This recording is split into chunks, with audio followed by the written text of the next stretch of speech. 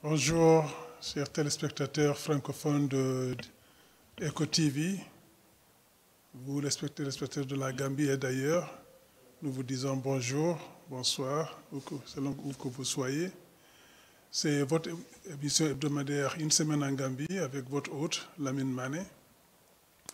Cette semaine, nous avons le plaisir de vous parler de ce qui s'est passé en Gambie hier. Nous allons vous parler d'un seul sujet. Il y a eu une manifestation de jeunes patriotes gambiens, une association qui s'appelle GALA. GALA, c'est Gambians Against Looted Assets. Les Gambiens contre la vente illicite des biens de la Gambie. C'est une association, je dirais même pas une association, c'est en quelque sorte une conglomération de jeunes Gambiens qui luttent contre la gabégie en Gambie et la corruption. Nous nous sommes rendus compte que depuis que le gouvernement de Barrow s'est installé en 2017, il y a eu énormément de tentatives de corruption et ça s'est monté en crescendo. Depuis le départ de UDP du gouvernement. La corruption est devenue un sport national. On a vu énormément de cas de corruption qui sont chaque fois indiqués dans les rapports d'audit du bureau de l'auditeur général, c'est-à-dire la Cour des comptes, l'équivalent de la Cour des comptes en Gambie. Chaque année, ils mettent en lumière énormément de cas de vol, de détournement, de diversion en ce qui concerne les ressources du pays. Et le gouvernement n'a jamais pris les mesures qu'il faut pour essayer d'endiguer cette vague. Et on s'est même trouvé dans le cas où le président de la République a dit que l'audit, en fait, ce n'est qu'une opinion, ce n'est que l'opinion de quelques personnes. Ah bon? L'audit, c'est l'opinion de quelques personnes? Quand nous avons tout un bureau d'auditeurs, avec énormément de gens compétents qui font ça depuis belle lurette et qui font des résultats fantastiques. Et vous trouvez que ça, c'est juste une question d'opinion parce que vous ne voulez pas poursuivre les auteurs de ce cas de détournement de biens. C'était malheureux de la part d'un président de la République. Nous avons eu ça. Nous avons eu des cas de corruption et de détournement à n'en plus finir. Pour vous citer quelques cas, il y a eu 600 millions de Dalasi, c'est-à-dire l'équivalent de presque 10 millions de dollars, qui s'étaient évanouis au niveau du ministère de la Santé au moment de Covid. Ce sont les fonds Covid. Il y a eu plus de 100 millions de Dalasi, c'est-à-dire plus de 2 millions de dollars qui ont disparu de l'aéroport avec leur système qu'ils appellent Securiport, où tous les gens qui arrivent en Gambie, à part l'aéroport de Banjul, que vous soyez Gambien ou pas, vous devez payer à peu près 1500 dollars, c'est-à-dire 20 dollars à peu près. Tout le monde paye ça à l'arrivée comme au départ.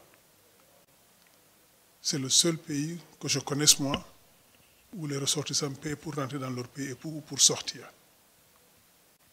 Même pour les étrangers, tout le monde, ces taxes sont incluses dans les billets. Ces taxes sont incluses dans les billets et pas des taxes supplémentaires à l'arrivée à l'aéroport. Plus personne ne fait ça. Mais eux, ils ont tellement taxé les Gambiens qu'ils ne savent plus quoi faire. On les taxe en plus à l'arrivée à l'aéroport et on taxe les étrangers. Ce qui, évidemment, a des effets néfastes sur le tourisme en Gambie. Parce que chaque année, il y a de moins en moins de touristes qui arrivent en Gambie et moins en moins de monde qui vivent de ça.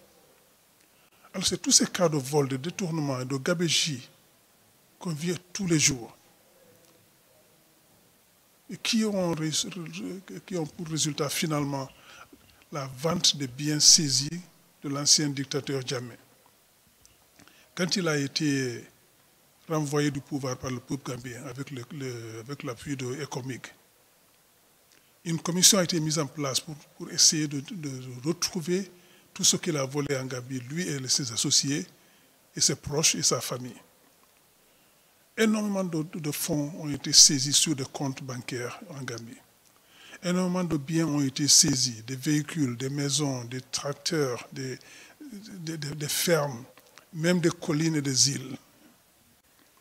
Tout ça a été saisi et mis sous scellé pour certains des biens. D'autres ont été mis à la disposition du gouvernement pour décider de ce qu'il faut faire. Le gouvernement, avec la commission Ndiané, a décidé de vendre certains de ces biens et le ministère de la Justice. Certains de ces biens ont été vendus, mais vendus dans des conditions opaques. Et les fonds qui ont été récoltés ont été gérés de manière cavalière. Quand on a demandé au gouvernement de nous dire qui a acheté les biens, ils nous ont dit on ne peut pas le dire parce qu'on ne veut pas gêner les gens.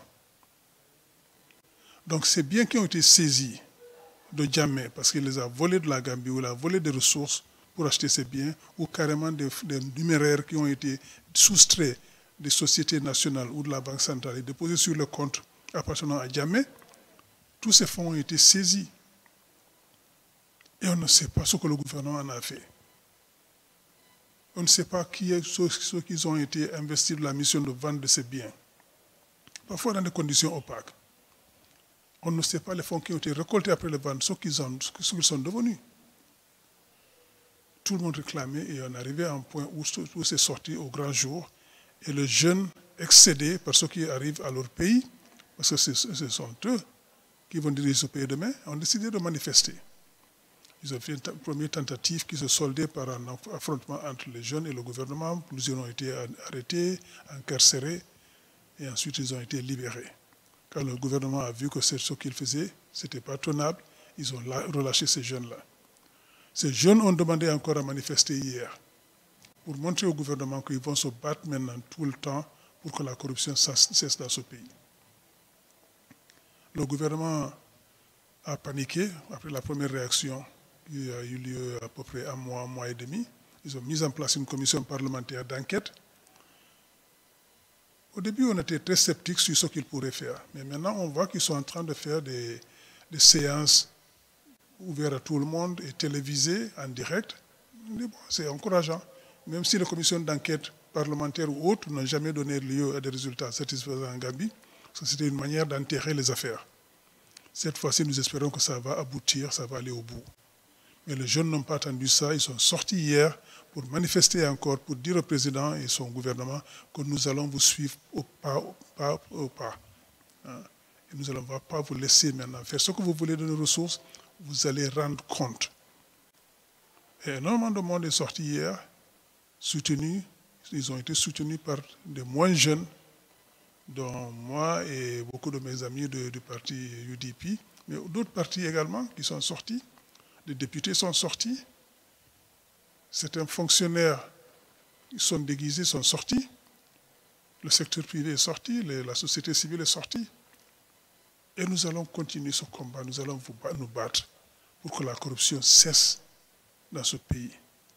Et sous Barrow, je ne pense pas que ça cesse un jour, mais nous allons essayer de diminuer ça au maximum, en attendant de le mettre hors d'état de nuire, lui et son gouvernement, en 2026. C'est sur ça que nous travaillons. Parce que nous avons vu ce président qui a eu le courage de sortir à une réunion politique, nous dire qu'il va gagner les prochaines élections à 75%. Tenez-vous bien, 75%. Il ne s'est pas rendu compte que le monde a changé. Ces périodes sont révolues. On ne gagne plus les élections à 75%. C'est fini ça. Il a volé les élections en 2021 avec soi-disant plus de 50% de voix. Alors qu'il avait beaucoup moins que ça, manifestement. La Cour suprême a refusé d'examiner la pétition que nous avons soumise à la Haute Cour. Cette fois-ci, il dit qu'ils vont gagner 75%. Ce n'est que du bluff. Mais nous savons ce qu'il prépare. Il prépare encore une grande mascarade pour voler les élections.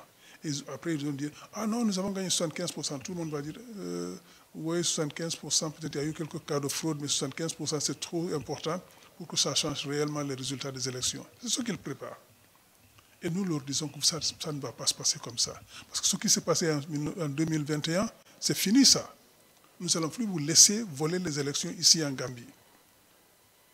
Alors, ce qu'ils préparent, en 2021, ils nous ont dit, avant les élections, ce ministre actuel de la construction et des infrastructures est sorti nous dire « Ah mais nous avons déjà gagné les élections, nous savons ce que nous avons fait. » Et quand les résultats vont être prononcés, vous allez vous mordre les doigts. Vous dire « Mais comment avons-nous fait pour laisser ces gens gagner de la sorte ?»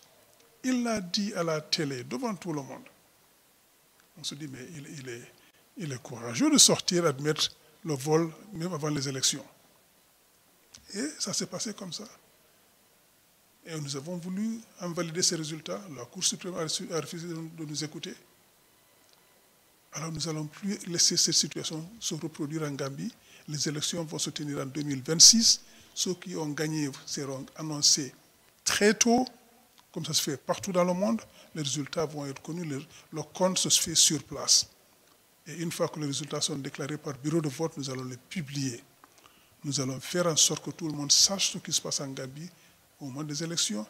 Et 2 ou 3 heures maximum après la fin des élections, les résultats définitifs seront connus. Que le gouvernement et la Commission électorale nationale indépendante l'annoncent ou pas, nous allons annoncer les résultats. Nous allons donner les résultats. Le gouvernement peut faire l'annonce formelle quand il le voudra. Actuellement, ils ont nommé un nouveau président de la commission électorale avec son adjoint. Nous espérons du fond du cœur que ces 2 messieurs vont amener la commission électorale indépendante à faire ce qu'il faut. Nous espérons qu'ils vont être les héros de la Gambie, comme Alioune Mordial l'a été en 2016. Nous espérons que 10 ans après, en 2026, ils seront les nouveaux héros de la Gambie, qu'ils vont faire ce qu'il faut pour qu'il y ait des élections transparentes, libres et justes. Parce que nous savons que s'il y a des élections transparentes, libres et justes en Gambie, il n'y a aucune possibilité, mais aucune, pour que Barrow gagne. Les Gambiens souffrent suffisamment. Les Gambiens souffrent tous les jours. Ils n'ont pas d'hôpitaux, ils n'ont pas de médicaments, ils n'ont pas de médecins qu'il faut. Ils n'ont pas les infirmières qu'il faut. La sécurité est devenue très, très approximative. Il y a tous les jours des cas de vol, d'attaques à main armée, et quelquefois de meurtres, de disparitions. On en a tous les jours. Le pays est infesté de drogue. Il y en a partout. Les barons de la drogue sont protégés. Alors que les plus petits trafiquants et les consommateurs, eux, sont condamnés à des prisons, à des peines de prison qui vont d'un an à plusieurs années. Les barons, eux, ils sont protégés. On l'a vu dans tous les secteurs. L'électricité ne fonctionne pas. L'eau, n'en parlons pas. L'agriculture est aux abois.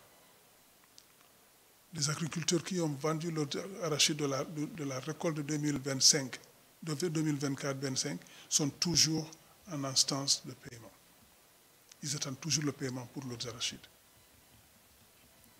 Et ça, c'est dans tous les secteurs. C'est une litanie de ce qui ne va pas dans ce pays. Il n'y a aucun secteur qui marche.